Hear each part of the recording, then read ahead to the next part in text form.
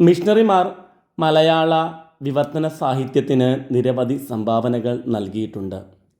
ഗദ്യവിവർത്തനങ്ങളാണ് അവർ ആദ്യം ചെയ്തിരുന്നത്.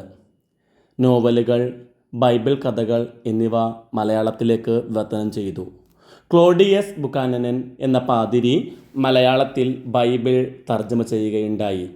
ബൈബിളിലെ സന്മാർഗ ഉപദേശങ്ങൾ തർജ്ജമ ചെയ്തത് ബെഞ്ചമിൻ ബൈലി ആയിരുന്നു.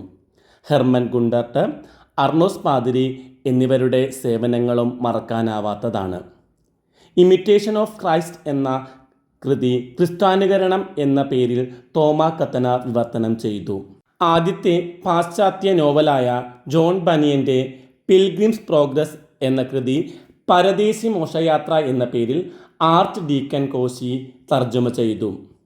തിരുവിതാംകൂർ പാഠപുസ്തക കമ്മിറ്റിക്ക് വേണ്ടി നിരവധി ബൈബിൾ കഥകൾ ഇവരിൽ പലരും വിവർത്തനം ചെയ്തിട്ടുണ്ട്. 1881 ഫാദർ ജെറാർഡ് എന്ന ആൾ രചിച്ച അലങ്കാര ശാസ്ത്ര ഗ്രന്ഥത്തിൽ ഹോറസിൻ്റെയും ഓവിസിൻ്റെയും കവിതകൾ വിവർത്തനം ചെയ്ത് ചേർത്തിട്ടുണ്ട്.